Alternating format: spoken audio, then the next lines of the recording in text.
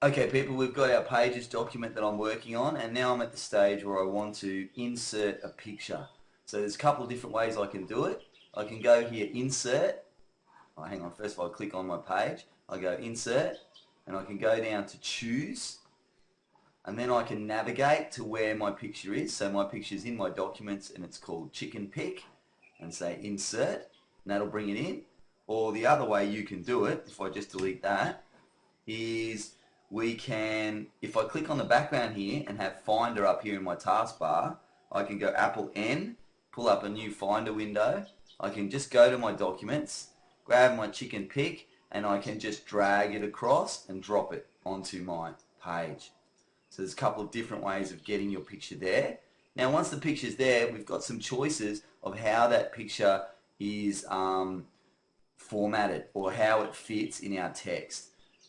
So the easy way to do that is to come up here and click the inspector, and in the inspector normally it would be, this is my document, all my information about my document, and the one that we want is this one here where it shows a little picture with text around it. So I'll click that. Okay, so what we've got here is if we've stuck it in line, then basically we can't really move this thing around too much. We can move it up or down, and that's really the only choice you've got because it's in line.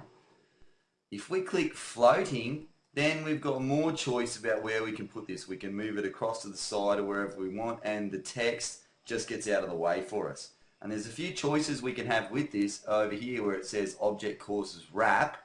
If I click this one where it says Wrap Around, you'll see that the text starts to try and wrap around my picture. So that's quite nice. And another option that is good is this one, put it in the background. If it's in the background, that means that the picture can actually go right up here under the text, and you're free to put it exactly where you want. Okay, just a couple more tricks. We've got our chicken in the background. Just a couple more tricks that we can do with pictures, and that is to go to this one here, the graphic inspector. If I click on the graphic inspector, I've got a few more tricks that I can use. For example, I can put a shadow around that picture, and I can make that shadow bigger. I can change the blur more or less. I can change the direction or the angle of that shadow. So that's a fairly cool little trick. I can also put a reflection. So there's a reflection underneath of my chicken, and that moves around with the picture.